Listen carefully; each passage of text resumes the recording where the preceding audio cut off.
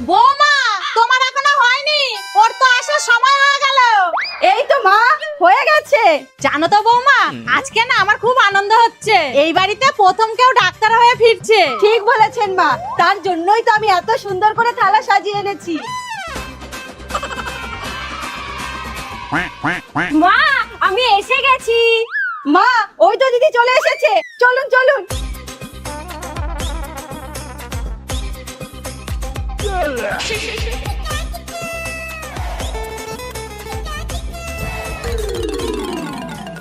আসো বৌমা, আসো।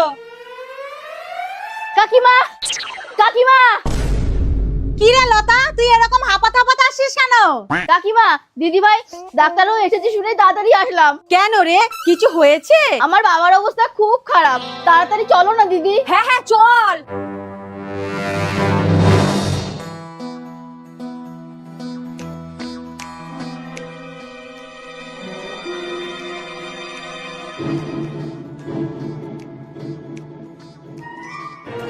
বৌমা, কিছু বুঝলা? মাজার এই জায়গায় একটা গার্ড আছে, এটা কেটে বার করতে হবে। 20,000 টাকা খরচ হবে। দিদি, এতগুলো টাকা আমরা কোথায় পাবো? এমনিতেই তো আমাদের নুন আনতে পান্তা পুরাই। মা, তুই কাঁদিস না, আমার কিচ্ছু হবে না। দেখ না দিদি, যদি কিছু করতে পারিস। তোরা সবাই বাইরে যা তো, দেখি কিছু করতে পারি কিনা।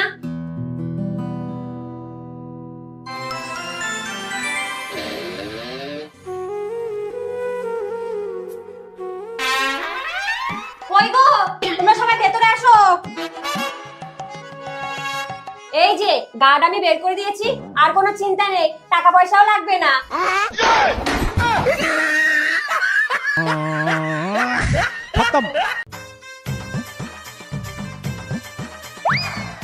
দিদি, ও দিদি, বাড়িতে আছো?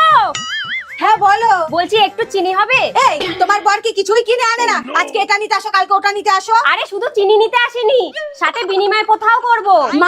মানে একটা খবরও দেব। কালকে পাশের বাড়ির বিট্টুর মা একটা শাড়ি কিনেছে, তাও আবার 50% ডিসকাউন্টে। আর দেরি না করে চিনিটা দিয়ে তাড়াতাড়ি চলে যাও, ডিসকাউন্ট কিন্তু আজই শেষ।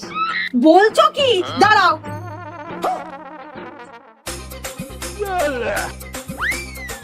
মা, আমি একটু আসছি। 1 মিনিট। কোথায় যাচ্ছ? এই একটু ঘুরতে। সে কি বৌমা, তুমি জানো না এখন ঘুরতে নেই? কেন? আরে এখন ঘুরলে মুখের রং বদলে যাবে, 14 বার করে ফেস ওয়াশ করতে হবে। তাই এখন যে লাভ নেই, কদিন পরেই যেও। কিন্তু কোনো কিন্তু না, ঘরে যাও। যাই, আমি একটু বাজারটা করে আনি। উহ বাবা, কি গরম! এই গরমে দরকার ছাড়া কেউ রাস্তায় বেরোয়?